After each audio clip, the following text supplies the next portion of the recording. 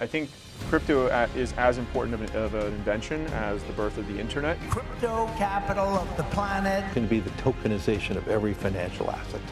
That's a powerful idea. You can make 20x up to 100x on all of your positions right now. $1.5 million Let's by go. 2030. Let's go. The most ironic outcome would become that it becomes the global currency. What up, crypto kids? Welcome to another episode of the HODL My Beer Podcast. I'm your host, Sky. I'm back with my right-hand man, Brodhi. Hey, everyone, and welcome back. Buckle up, because today we're diving headfirst into the wild world of XRP. It's been making headlines, sparking debates, and honestly, it's kind of giving me those 2017 crypto vibes all over again. It's definitely got that energy, doesn't it? Remember those days when everyone was talking about XRP like it was going to take over the world? Oh, I remember. Yeah. Fast, cheap, cross-border payments, partnerships with huge financial institutions. It felt like the future was arriving at warp speed. Then, bam, the SEC lawsuit hit, and everything changed. It was a major turning point. Suddenly, XRP was facing this huge legal challenge, and a lot of people started questioning its future.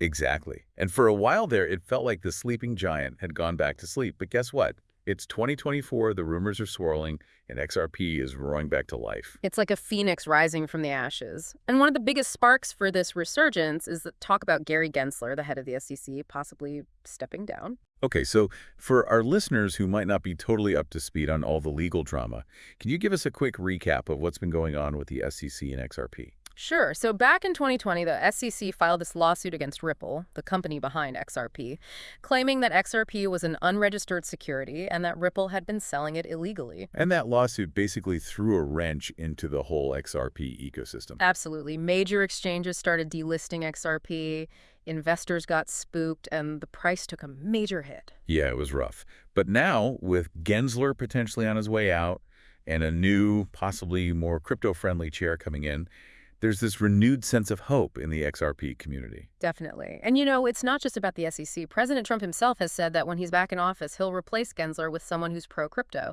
He even called the U.S. the Bitcoin, crypto, and blockchain capital of the world. Wow. Okay, so a potential shift in the regulatory landscape could be huge for XRP. But let's not get ahead of ourselves. Yeah. For anyone who might be new to the game, what is it about XRP that made it so attractive in the first place? Well, one of the things that really set XRP apart is its focus on real-world applications, specifically in the area of cross-border payments. Ripple has built this impressive network of partnerships with hundreds of financial institutions around the globe. Yeah, I remember all the hype around those partnerships. They were working with banks, payment providers, even remittance companies.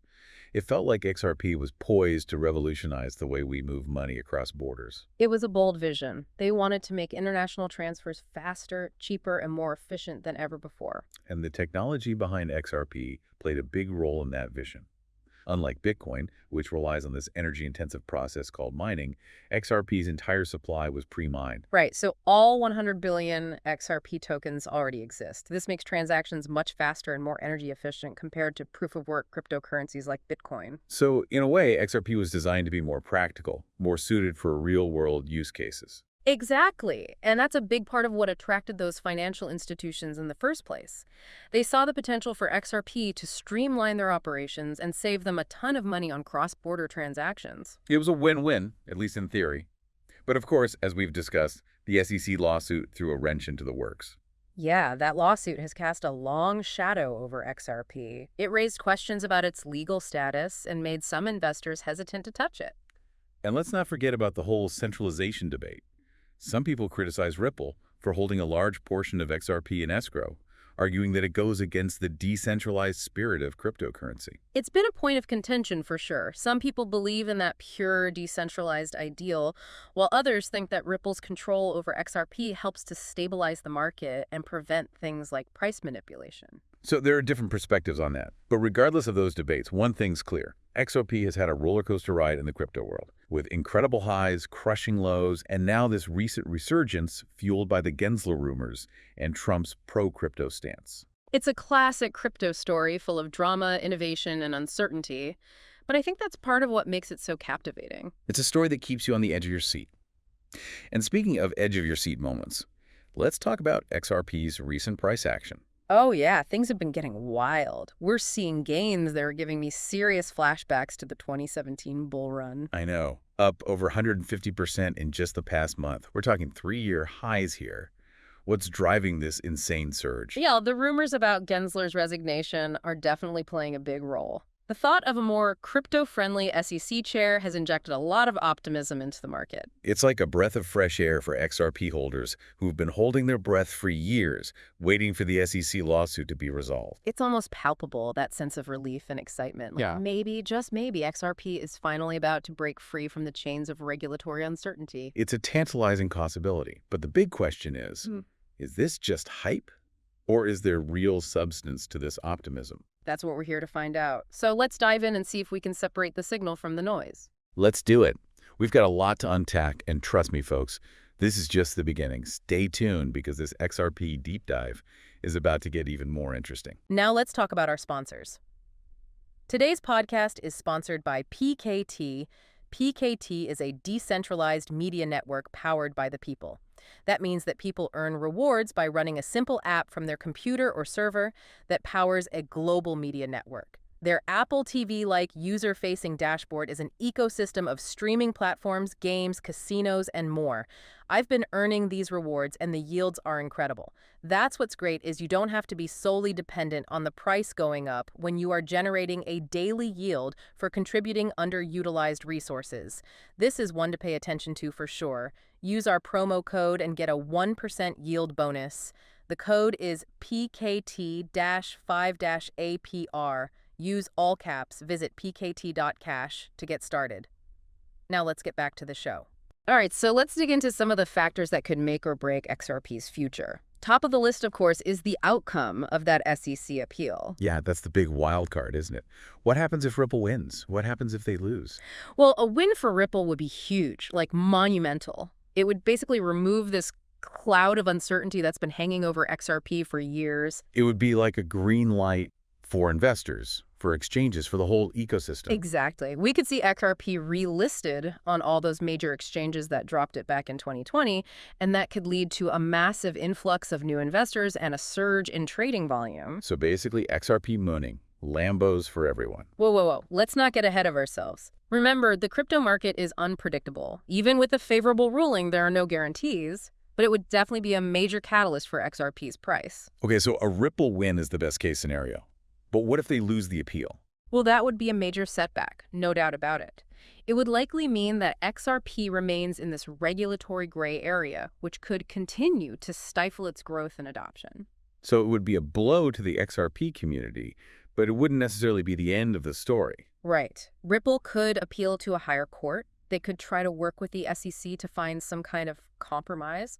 They could even explore moving their operations to a more crypto-friendly jurisdiction. So even in a worst-case scenario, there are still options on the table. Exactly. The fight is far from over. And remember, we're just talking about the legal battle here. There are other factors at play that could impact XRP's future, regardless of what happens with the SEC.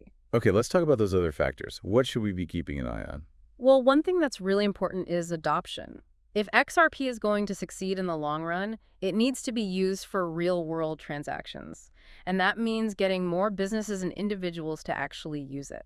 So it's not enough to just have a cool technology. You need people actually using it. Exactly. And that's where Ripple's partnerships come in. They've been working hard to integrate XRP into various payment systems and platforms. Yeah, they've got some impressive partners on board, like MoneyGram, SBI Holdings, even some central banks. Those are some big players. They are. And those partnerships are starting to bear fruit. We're seeing real-world use cases emerging, like cross-border remittances, micropayments, even supply chain financing. So XRP is slowly but surely making its way into the mainstream. It is. But adoption is a gradual process. It takes time for people to understand and trust new technologies, especially in the financial world. Right. We're talking about changing people's habits and behaviors. Yeah. That's not an easy thing to do. No, it's not. But I think the potential is there. If XRP can prove its value, if it can show that it's faster, cheaper, and more efficient than traditional payment systems, I think adoption will follow. So it's all about delivering on those promises, showing the world what XRP can actually do. Exactly. And then there's the whole issue of market sentiment.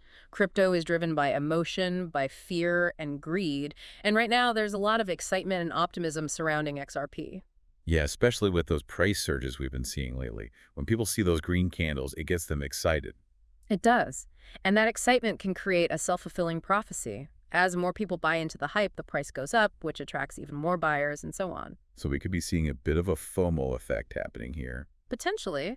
But sentiment can change quickly in crypto. One negative headline, one regulatory crackdown, and the whole market can turn bearish. So it's important to remember that the crypto market is volatile.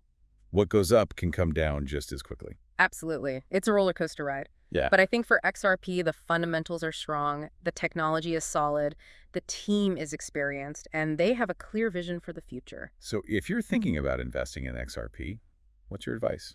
Well, first and foremost, do your research. Don't just jump in because of the hype. Understand the technology, the team, the use cases, the risks. And remember, this is not financial advice. I'm just a crypto enthusiast sharing my thoughts. Right. Always DYOR, do your own research. Exactly. And don't invest more than you can afford to lose. Crypto is a high-risk asset class. But if you believe in the long-term potential of XRP, if you're willing to ride out the volatility, it could be a rewarding investment. So buckle up. It's going to be a bumpy ride. It always is in crypto, but that's part of the fun, isn't it? I guess so. But you know what else is fun? Talking about price predictions. Well, some analysts are predicting that XRP could hit $5 by the end of next year. Others are saying $10, even $30 within the next few years. And then there are the super bullish folks who think XRP could reach $100 or even higher in the long run. Wow. Okay. So everything from a nice little $5 burger to a private island. Those are some pretty wide-ranging predictions. They are, and it's important to take them with a grain of salt. Remember, these are just educated guesses based on a lot of assumptions about future developments. Right, like regulatory clarity, mainstream adoption, the overall health of the crypto market. A lot has to go right for XRP to hit those astronomical numbers. Exactly. But even if XRP doesn't reach those lofty heights, it could still see significant gains in the coming years, especially if Ripple wins that SEC appeal and we see continued progress on the adoption front. So there's definitely potential for growth, but it's important to manage expectations and be realistic about the risks involved. Absolutely. Crypto is a wild ride, and XRP is no exception. But it's a ride that I'm personally excited to be on, and I think anyone who's interested in the future of finance should be paying attention to what's happening with XRP. Well said. And on that note, we're going to take a quick break. But don't go anywhere, folks, because when we come back, we're going to zoom out even further and explore the potential impact of XRP on the global financial system. We'll talk about financial inclusion, disruption, and the ethical considerations that we all need to be thinking about. Now let's talk about our sponsors. Today's podcast is sponsored by PKT. PKT is a decentralized media network powered by the people. That means that people earn rewards by running a simple app from their computer or server that powers a global media network. Their Apple TV-like user-facing dashboard is an ecosystem of streaming platforms, games, casinos, and more. I've been earning these rewards, and the yields are incredible. That's what's great is you don't have to be solely dependent on the price going up when you are generating a daily yield for contributing underutilized resources. This is one to pay attention to for sure. Use our promo code and get a 1% yield bonus. The code is PKT-5-APR. Use all caps. Visit pkt.cash to get started. Now let's get back to the show. Okay, so before we wrap up this XRP deep dive, I want to get your big picture take on all this. We've been digging into the specifics, but what could XRP's success actually mean for the whole global financial system? Ooh, that's the question, isn't it? If XRP really does what it's setting out to do, if it becomes that bridge currency, the implications are massive. We're talking faster, cheaper, more efficient cross-border payments, not just for companies, but for people, for entire economies. I'm already picturing all those families who rely on remittances finally catching a break. No more crazy fees. No more waiting forever for the money to get there. Exactly. And it goes beyond just speed and cost. Think about financial inclusion. People in underserved communities, people who maybe don't even have a bank account, suddenly they're connected to the global economy. Wow. So we're talking about leveling the playing field, empowering people all over the world. That's a pretty powerful vision. It is. But of course, no technology is a magic bullet. There are some big ethical questions we need to think about, too. You're talking about that centralization debate, right? Some people say Ripple holding so much XRP goes against the whole idea of decentralization. Yeah, it's a valid concern. As we talked about before, Ripple does have a big chunk of XRP in escrow. But they're also making moves to decentralize the XRP ledger over time. They're bringing in more independent validators so they have less control. So it seems like they're trying to address that issue at least. They are. Hmm. But it's something to watch, for sure. Another thing we have to think about is the potential for misuse. I mean, we've already seen how crypto can be used for bad stuff like money laundering and ransomware. How do we make sure XRP stays on the right side of things? That's the million-dollar question, and it feels like we're all still figuring that out, right? Governments are working on regulations. The crypto community is trying to self-regulate. It's a work in progress. It is a conversation that needs to keep happening. As crypto becomes more mainstream, we can't ignore the potential downsides. Absolutely. Well, I think this is a good place to wrap up. We've covered a ton of ground today, from the techie stuff to the passionate community, the legal battles, the price predictions, and now these bigger ethical and global implications. It's been a wild ride through the XRP universe, for sure. It has. So what are the key takeaways you want our listeners to walk away with? I think the biggest one is that XRP is a prime example of disruption. It has the power to change how finance works, but it comes with challenges. It's a story that's still being written, and it's one we all need to be following. Exactly. It's a story of innovation, ambition, resilience. And no matter what happens, it's going to impact us all. Well said. Thank you so much for joining us on this deep dive. It's been amazing having you here. The pleasure was all mine. Thanks for having me. And to all our listeners out there, thank you for tuning in to the deep dive. Yeah. Make sure to subscribe to our channel for more deep dives into the wild world of crypto. And always remember, do your own research. This is not financial advice. Stay curious, everyone, and we'll catch you next time.